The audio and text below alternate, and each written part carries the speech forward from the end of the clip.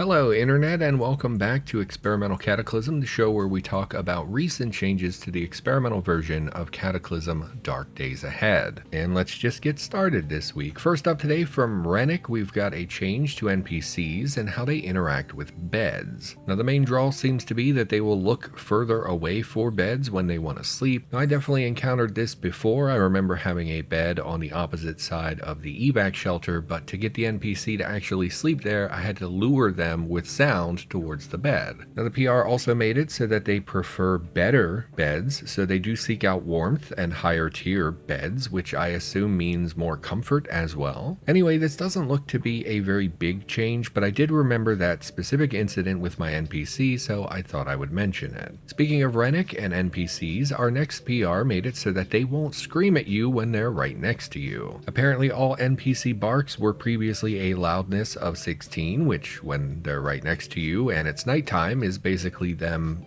Fusro dying in your ear, which is not great. Now I won't lie, I don't know how it works exactly. I assume they just turned down the volume. The code to me looks like they just made them quieter if there's no immediate danger. So if they hear a footstep or something, they're not going to start yelling, or if you're asleep or whatever, but if a zombie is coming at them, then they will shout, they'll be louder, things like that. And then continuing again with Rennick here today, we've got another PR that makes it so values of items go down as they get more faulty. Now it seems pretty straightforward. The more faults an engine would have, the lower the price of that engine, for example. Now this seems to be a pretty basic implementation, but I do like the idea here. Now this did apparently briefly lead to a bug where any weapon that had fouling had its price reduced to 0, but that was an error and it has now been fixed. It looks like fouling in general should have no impact on price. It wasn't designed to, and that's not really the sort of fault that it was supposed to reduce the price of, so yeah, that didn't make sense. That was a bug, don't worry about it. Alright, moving on, next up today from Candlebury, we've got the ability for backgrounds to give Bionics. Now this is really straightforward and it was implemented specifically for the Aftershock mod. Now I normally wouldn't even mention it, but I know people love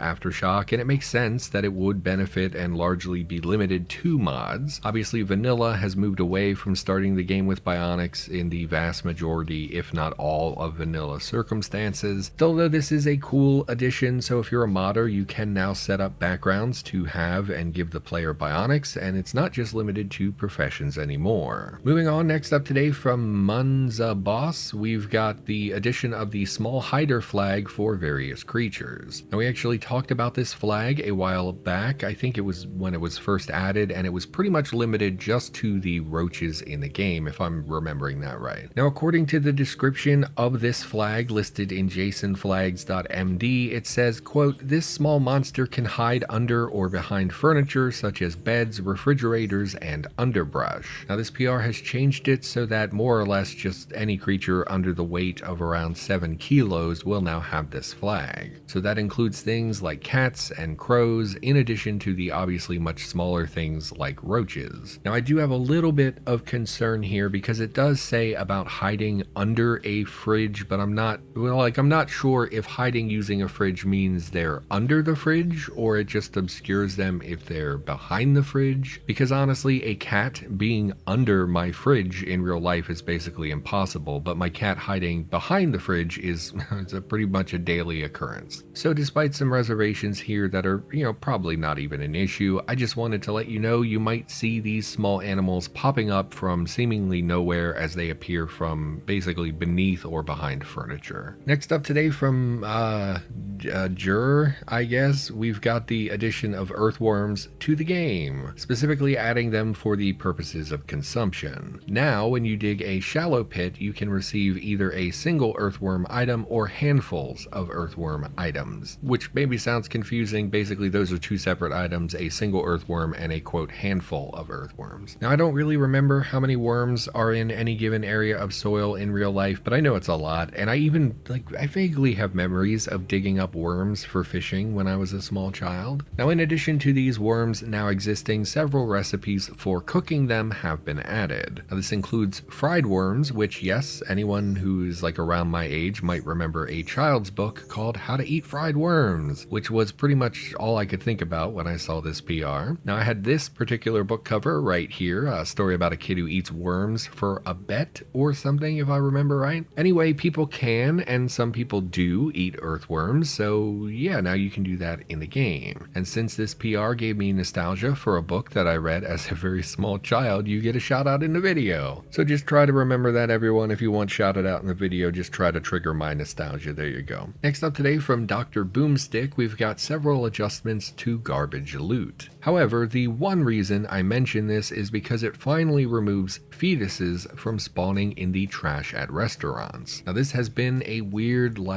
feature, air quotes, of the game for many years that has now been corrected. I was glad to see this finally change, and there were other changes as well, specifically removing Glocks from spawning in pizza place trash cans, which is another quote feature that's been around for a while. There's really not much for me to report here. Just check the PR if you want to see the other handful of changes that were made, and yeah, we're just gonna move on. Next up today from Rannick Ortega, we've got some flooded basements. Now, I really thought this was a thing before, but apparently we did not have flooded basements, and it's pretty self-explanatory. I live near some water, and depending on your house, some people get their basements flooded kind of a lot. In my experience, people with flooded basements usually have some mechanism to help them with that. Usually it's multiple drains maybe, or they have a pump in the basement or whatever. However, without human intervention, some of these locations would in fact remain flooded, and hence they should appear in the game. Now, there's nothing especially noteworthy about these spawns. The water is not deep. However, I think even a little bit of water on the tile does have a movement penalty, and of course your feet will get wet. It is the shallow water, whatever. Now, when I initially saw this PR, I was actually pretty alarmed. It looked like they were saying 1/5 of all houses had been made flooded, and that of course would be a ridiculously high number. That's just beyond the scope of anywhere close to what it should be. However, like the commenters in this PR, that was just me being confused. The quote from Rannick Ortega says, quote, "Currently it's 1/5 of 5 houses, not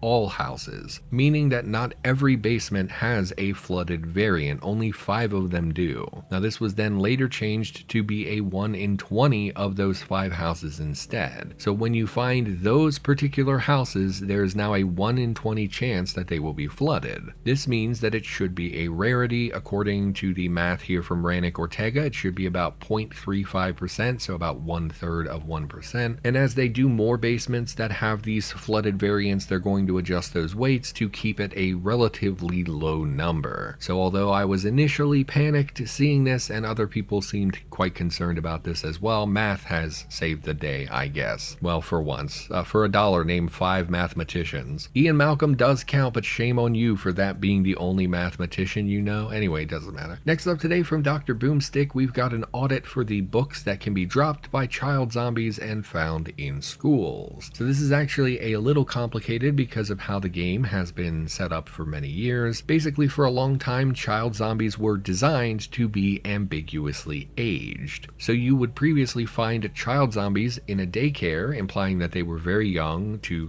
require babysitting, or maybe they weren't in school yet. However, at the same time, they would spawn in schools where they would have certain high-end college level textbooks, or they would have drugs or skimpy clothing, things like that, which implied that they were teenagers or basically even adults. And because of this undefined age, it's always been really difficult to balance their loot and their behaviors. However, because of people bringing it up over the years, their clothing has slowly been pulled back over time. Their drug drops were largely removed, and with the child notes update, a lot of the snippets imply that these are much younger kids and not actually teenagers. I also just think that's flat out better for their naming conventions and descriptions. For example, we have an ankle biter, which is usually a term applied to a very small child. Right? They're so small, they're just nipping at your ankles, is the joke there. Now anyway, that was a long-winded explanation probably, but it's important because this PR is a continuation of adjusting these creatures, and because some people do not support that transition towards a younger child zombie. So anyway, finally, onto the actual PR. This basically just looked through the books that can spawn on zombie children and checked to make sure they make sense. Now these were some of the higher tier chemistry books, engineering books, other science sciencey type books that,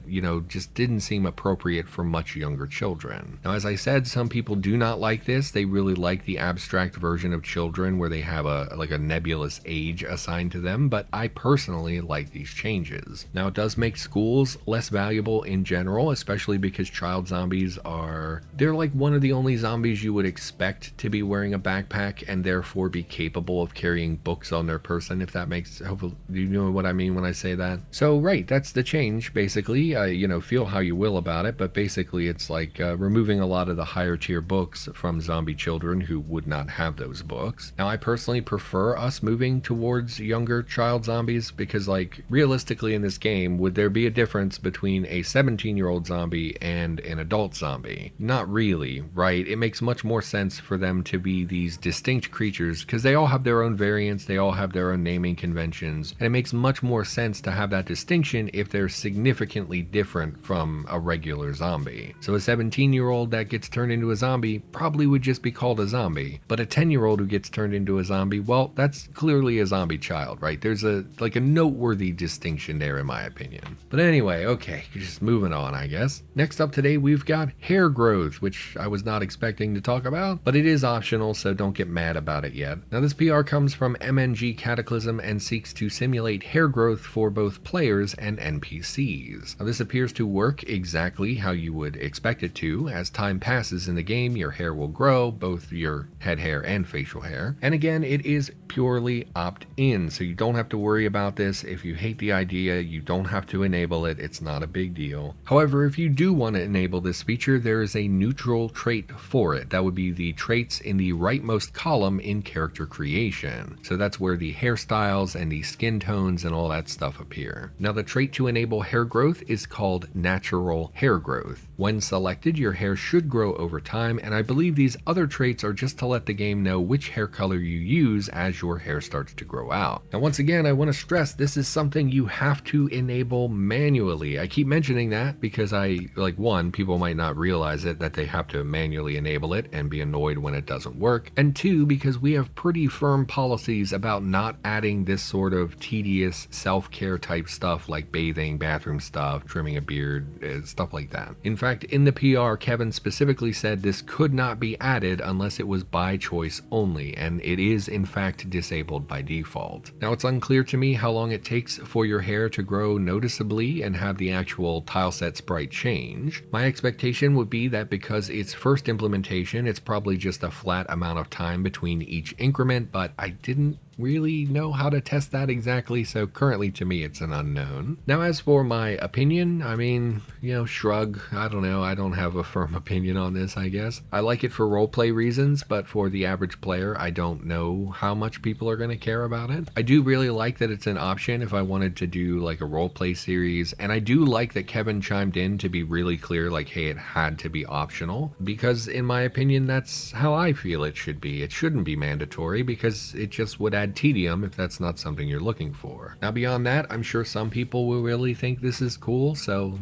there you go, grab those shaving kits or whatever, I guess. Keep that beard trimmed, mountain men. Next up today, from the saddest Goomba, we've got a change that makes it so that boomers, after booming, will explode into a shower of body parts. Now, there are 4 new parts, which are tainted innards, tainted arms, tainted legs, and a tainted human skull. Now, when one of these explodey creatures dies, they will now leave their body parts behind in addition to their standard loot. Now, previously they just died, they left no corpse, and their loot was deposited on the ground at like the center of the explosion. Now look, I don't care for boomers personally. They're one of the handful of zombie types that appears in basically every single game that comes out, and I'm really not a fan of them just exploding for no reason, really. Same for the gas bag zombies, but those are like arguably worse because at least the boomer will spit at you or puke or whatever, and the gas bags just pop, and that's like their whole existence. But anyway, don't rant. So I think this is a pretty decent addition here. There's a big list in the PR if you want to see which creatures specifically were affected by this. And one additional note here that I actually found to be like just a really clever addition is that necro boomers, instead of exploding into body parts, will explode into corpse ash. I thought that was pretty clever. I don't know, I wanted to call that out specifically. That was a good idea. I like that.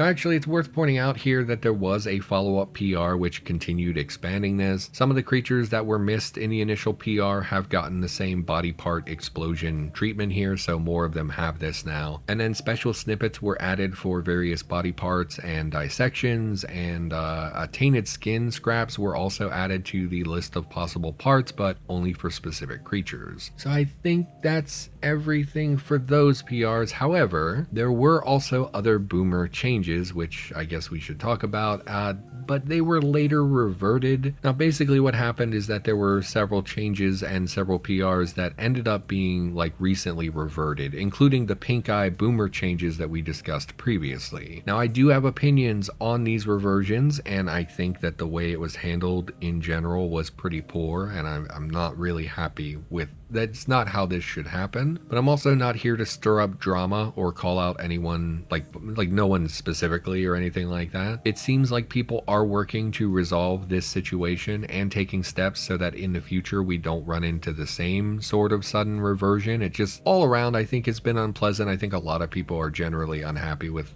how this went. But anyway, what all is being reverted or prevented, I'm not really sure, but I know at least the body part thing that we just discussed was in fact merged without any issues as far as I can tell. And again, I'm not trying to cause problems here. I just wanted to mention it because one, the pink eye stuff was reverted, which we recently discussed in this video, and two, I actually had another boomer PR to talk about, but then that one was reverted, so that just sort of vanished off this list between last week and this week. Now anyway, awkwardness aside, moving on, next up today from Rennick, we've got a change that makes NPCs just a little bit smarter in how they steal from the player. Now if you don't play with NPCs or whatever, basically they would pick up stuff from your loot piles or vehicle or whatever. Basically if they wanted them, they would take them. Apparently to do this, they only ever made one check to determine if they would take your stuff. After that, it did not matter what you did, they were already committed to going and taking that item. So the words in the PR were, quote, even if you stepped out of the bushes right in front of them wielding a flaming minigun, that they would just happily ignore your presence and go on looting. So obviously having them check, but not then recheck to see if you came back and are going to kill them if they try to steal from you, that's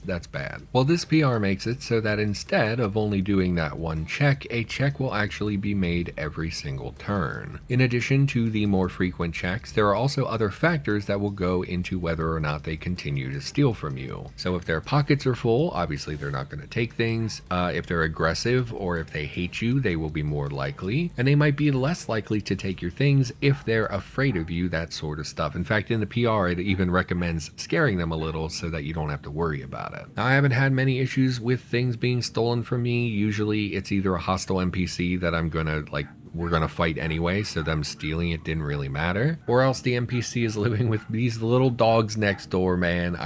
They kill me with the yipping. Or else the NPC that's gonna steal from me lives with me in the evac shelter or whatever, so I don't really care if they take stuff from me. However, despite being something that won't impact me personally very much, I appreciate that this was expanded and given more factors to determine their behavior, which is a direct improvement to NPC AI. People are always complaining about NPC behavior, so I figured I would shout out a very clear improvement to their behavior. Next up today from Rennick, we've got a few more changes to how players and NPCs eat when they have a faction camp. We talked in the last episode about how faction camps now draw vitamins instead of just calories, but how in some cases you would still need to distribute food manually. While continuing that sort of work on faction camps, this PR makes it so that workers are fed properly when they are assigned to work, and the player themselves can now eat food from the faction camp. Now for the workers, instead of the calories vanishing and that being it, the game will now feed the working NPC, which will pull vitamins as we discussed previously. It's no longer just a deletion of calories, it is actually affected by the proportion of vitamins that you have in your stores. Now as for the player eating, which is probably the thing most of you would care about, you do this through the bulletin board, selecting the option that says, quote, have a meal. This will then feed your character, extracting exactly 3,000 calories from your your food stores, also taking in the vitamins proportional to what you have stored. It's pretty straightforward, honestly. It's not really anything complex that we have to discuss here. However, I do think all of this has some room for improvement, like not actual criticisms, these are just suggestions I would have. While 3,000 calories makes sense, it's roughly a day's worth of calories for someone like the player who does a lot of physical work. It would also be nice to be able to choose that manually, even if you don't allow us to input exactly what we want, like 1150 calories. You don't have to necessarily give us a field that we can type into. It would just be nice to get a pop-up that says, like, would you like to eat 500 calories or 1,000 calories or 3,000 calories, things like that. And additionally, it would be nice if the bulletin board itself showed you your stored vitamins. Currently, in order to look at this, you have to look in the faction menu before you actually go to eat to see the stored calories and vitamins. It would be nice if this appeared right here with the option to have a meal, so you didn't have to go to a different menu in order to get that information. And since I'm currently rolling with suggestions, I do wish there was more information in general about the stored vitamins. Currently, it gives an abstracted explanation of what is there. For example, in this image, you can see that I have iron plenty and toxins trace. Now, this does make sense for realism. You wouldn't know the exact,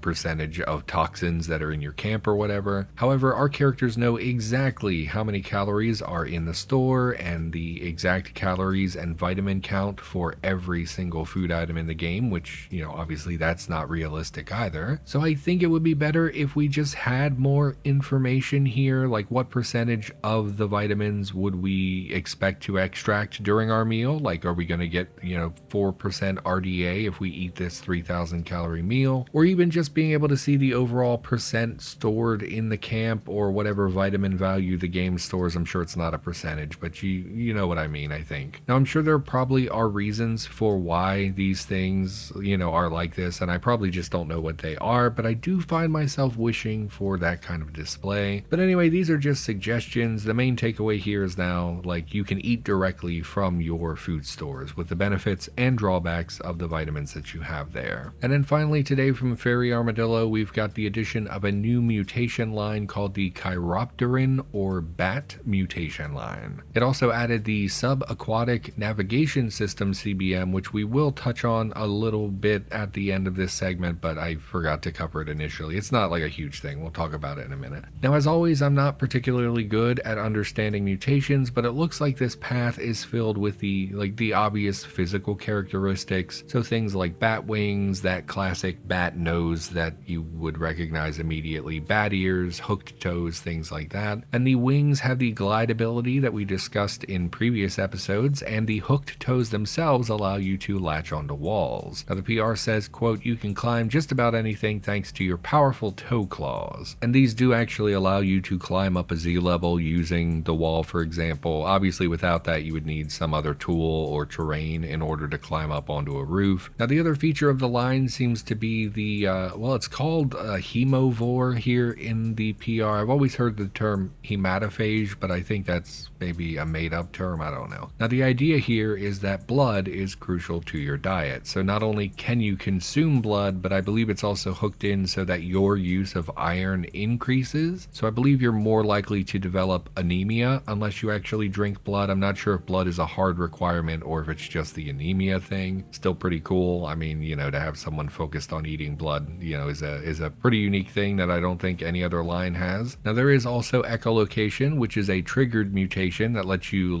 hear, air quotes, nearby furniture or creatures. When activated, there will be these visible sound pop-ups, and when you hover over them, they will say things like click or chick, like chick or clack or whatever to show that you heard something. In the PR, it says that larger creatures get longer strings here in their descriptions and louder echoes, except for a few circumstances. So for instance, anything with the hard to shoot flag actually gives a smaller register when you use this echolocation. And I actually hate that flag being incorporated into this, to be honest. It's a really dumb flag that was added for, it's for background calculations on combat. It's not actually reflecting that the creature is particularly small or quiet or anything like that. So I don't understand why that would be affected by echolocation. It's a trait that's really just like a nonsense trait meant to balance things, and it shouldn't really be used for this, I think. And then there are other mutations here that are worth talking about. The nose in particular, it says, quote, thermoreceptors in your nostrils allow you to smell heat as long as your face is uncovered. Now this appears to be just straight up thermal vision that we've had, you know, in the game for other reasons, and it does seem to work out to like maybe 15 tiles or so. Actually more than that maybe. I didn't test the max range. The picture I have is like from 15 tiles away, which honestly to me is way bigger than this heat smell probably should be, but hey, I've never been a bat, so what do I know? And there's also a list in the PR of the old mutations that were also added to the bat line. It looks like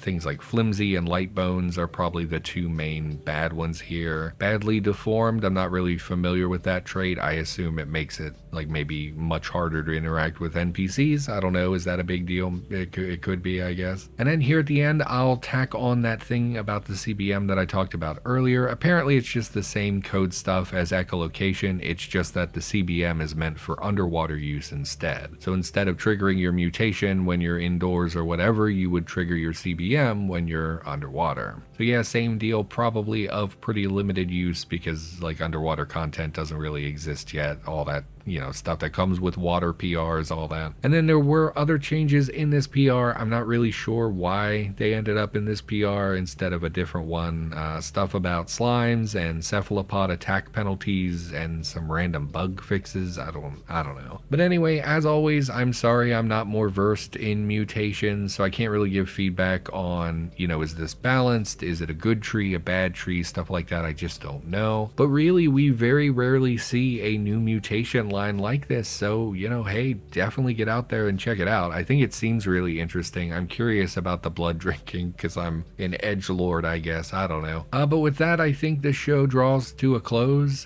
This week and last week in real life were absolutely brutal for me. We have like a pretty big family issue that's been going on. I found it really hard to keep working. I bumped the show ahead a week. Basically, I pushed it, or not ahead, I pushed it back a week. I was hoping to get my stuff sorted, plus this schedule works a little bit better with my current like therapy and appointments and stuff. But even at the end here, it took me quite a lot of work to get this done. It was very hard to stay focused. Like someone in my family is having a crisis and it's been pretty difficult. But at this point, honestly, for you all, you know, some terrible thing seems to happen every week that delays the show, or my own depression or lack of, I don't know, work ethic maybe. I don't know. So, you know, I guess at this point you're probably used to it, but as always, I wanted to offer some explanation for why things were delayed. But anyway, everyone, thank you for watching. I hope you enjoyed the video. I should be back in a couple weeks with another episode, so goodbye.